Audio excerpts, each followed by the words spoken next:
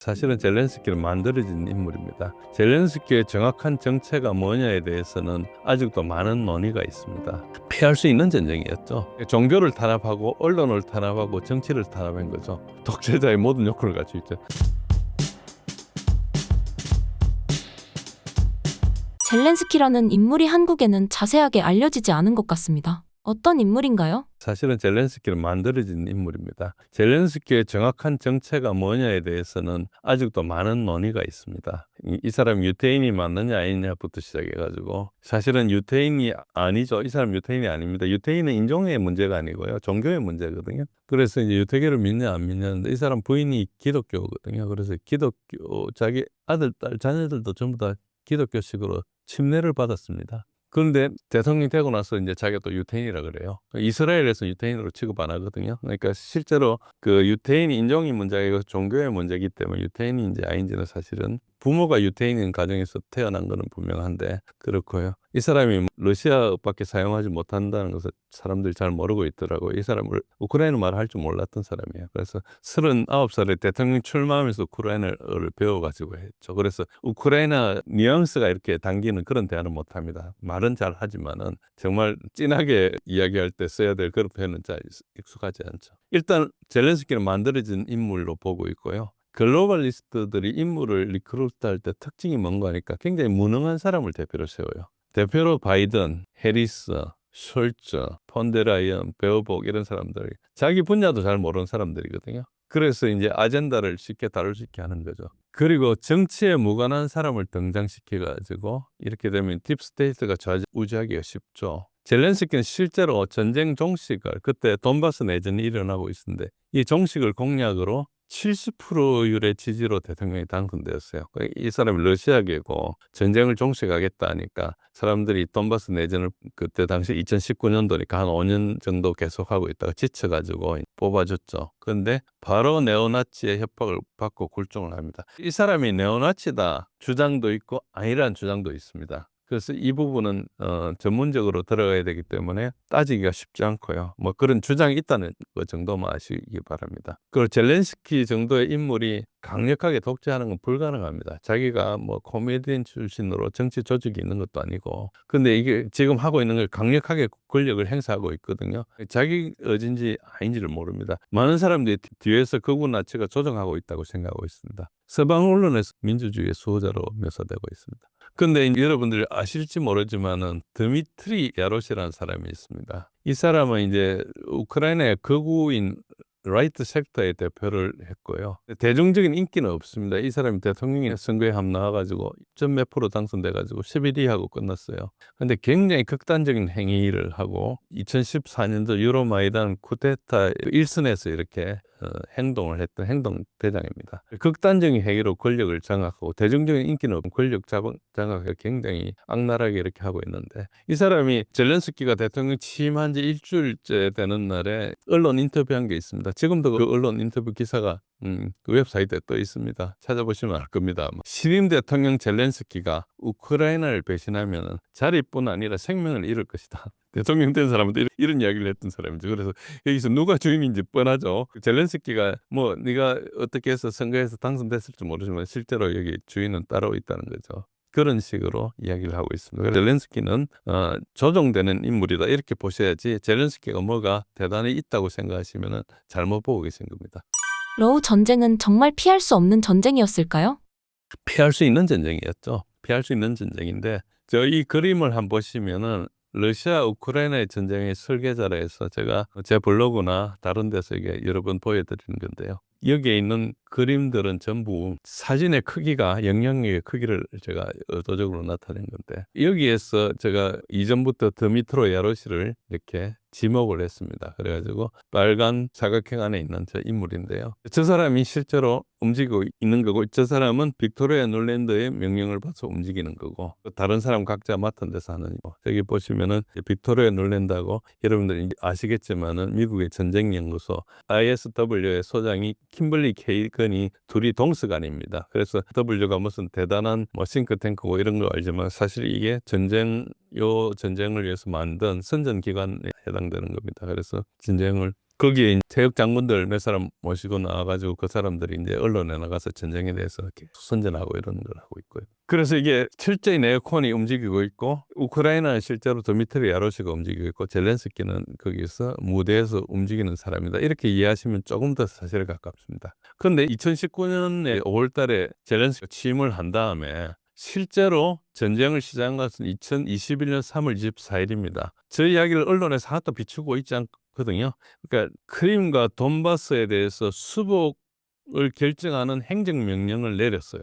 즉 크림은 이미 2014년도에 러시아에 합병된 상태고 국제적인 공인을 못 받았죠. 그런 상태고 그리고 돈바스에는 내전이 있는 상태인데 이것을 이제 수복을 하겠다 결심을 했다는 것은 즉 가서 쳐들어가서 뺏어라는 거잖아요. 그래서 그걸 한 거죠. 저게 사실은 지금 일어나는 러우전의 시발입니다. 저게 내려졌기 때문에 전쟁은 앞으로 시간이 지나면 갈 수밖에 없는 거라고 생각한 거죠. 첫 번째 저 결정을 했던 게 가장 큰 것이고 저 결정을 한 걸 자세히 보시면은 2021년 3월 24일인데 이거는 이제 2021년 1월 20일 날 바이든이 취임했기 때문에 2달 만에 이뤄진 결정이거든요. 그래서 트럼프 때는 계속 막고 있다가 바이든 사실은 전쟁해라고 지시를 했다고 볼 수 있습니다. 그렇게 볼 수 있고 대통령이니까 거절할 수 있었죠. 그리고 두 번째는 전쟁이 시작되고 한 달 사이에 이제 협상이 들어왔죠. 그래서 협상을 상당히 진척했다가 4월 2일 날 보리스 존슨의 말을 듣고 협상을 취소합니다. 그래서 전쟁이 계속돼. 러시아가 처음 쳐들어왔을 때는 협상을 위해서 들어왔어요. 빨리 겁주면은 협상할 거다. 협상을 하면은 끝내려고 했는데 협상이 잘 진행된 줄 알았는데 이제 다시 전쟁을 강화하기로 하니까 협상은 거기서 중단되고 이제 전쟁이 시작했던 그런 걸로. 그래서 두 가지를 젤렌스키가 결정한 것입니다. 물론 러시아가 이렇게 침공을 한 것은 사실이지만은 물리적으로 한 것이고 실제로 상황은 저렇고요. 결과적으로 나라가 절단나고 1,000만 명 이상이 도피해요. 지금 우크라이나 인구가 2천만 명 조금 넘는다고 그러더라고요. 100만 명 이상, 저게 뭐 100만 명도 굉장히 작은 거고요. 그런 사람이 전사하고 제일 값나는 땅을 손실을 해버린 거고 면적 기준으로 20%지만 가치 기준으로 굉장히 높습니다. 그리고 본인 생명도 지금 위험한 그런 상황에 와 있습니다. 그게 실책이라 볼 수 있죠. 이 이야기를 하면은 잠깐만 좀 설명해 드릴 게 뭔가니까 러시아가 침공을 했다 그러지만 러시아는 사실 정당성을 확보하고 들어간 것입니다. 그러니까 이 부분을 이제 전혀 보도하지 않으니까 그런데 실제로 이제 보호 책임이라는 게 있습니다. Responsibility to 프로텍트라는 규정인데 이게 과거에 르완다하고 유고슬라비아의 인종청소 때문에 이제 세계 정상회의에서 만든 것인데 거기서 대량 학살이나 전쟁 범죄나 반인도적 범죄나 인종청소 이 네 가지에 대해서는 첫 번째 자기 국가가 자기 국민을 보호할 책임이다. 첫 번째 책임의 기둥이 그 국가고요. 그런데 돈바스 전쟁을 하면서 이제 한 8년 기간 동안에 우크라이나가 돈바스에 있는 자기 국민이죠. 우크라이나 국민인데 러시아 인종에 대해서 인종 청소를 한 거거든요. 10,000명 이상 죽였습니다. 그러니까 보호 책임을 위반한 것이죠.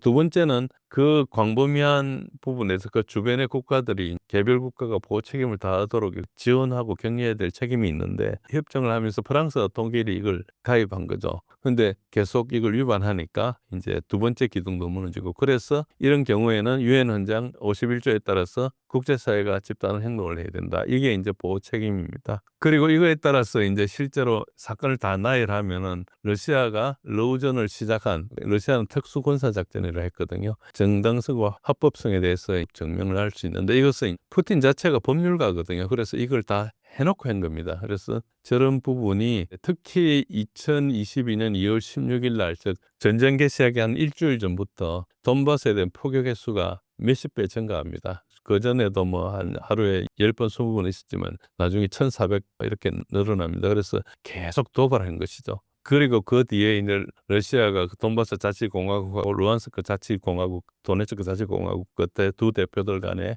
그 자치공화국을 법적으로 인정을 해주죠. 독립국가로 인정을 해주고 여기서 요청을 해가지고 이제 서로 상호 지원 협정을 서명하고 이런 식으로 해서 이제 서로 조약도 만들고 그걸 비준하고 해가지고 합법성을 확보한 다음에 제일 빠른 시간에 개입한 겁니다. 그래서 공식적으로는 우크라이나 인종청소 사태에 개입한 거죠. 그 국가 간의 전쟁이 아니고요. 그러니까 어느 나라도 선전포고를 한 상태가 아닙니다. 트럼프가 젤렌스키에게 독재자라고 칭한 적이 있습니다. 실제 젤렌스키는 독재자로 볼 수 있을까요?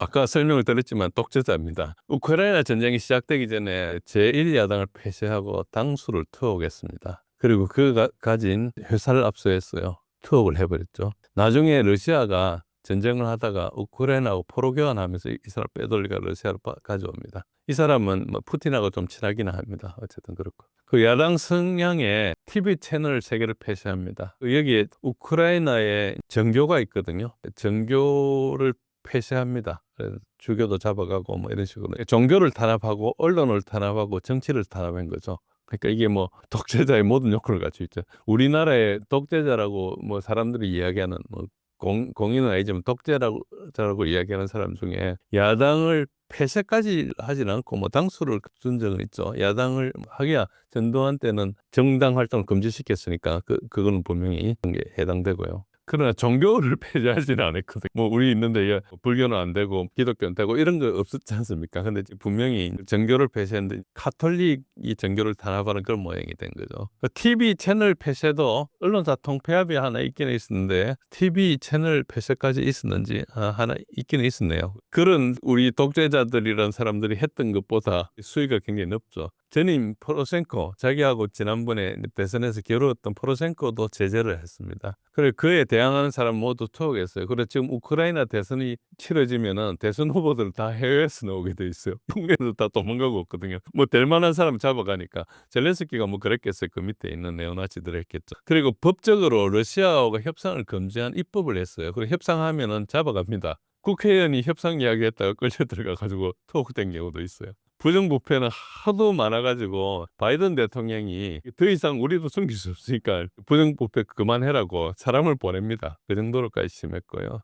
지금 총사령관이었던 잘루즈니 다음 대통령으로 아마 서방에서 대체할 거라는 이런 예상이 있습니다. 그것은 정확하게 알 수는 없는데 잘루즈니가 인기가 높다고 생각합니다. 전쟁을 하다 보니까 전쟁사령관은 항상 인기가 높죠. 그래서 옛날에도 우리 미국 대통령도 2차 대전이 끝나고 군인 출신들이 대통령이 됐죠. 그런 것 같고요. 그리고 이제 비상계엄에 의해서 임기를 계속 연장해서 집권을 하고 있죠. 그래서 지금 현재는 독재자일 뿐만 사실은 불법이에요. 그래서 푸틴이 계속 이야기하는 것은 이 사람은 법적으로 지금 대통령이 아니다 이런 이야기를 하고 있습니다.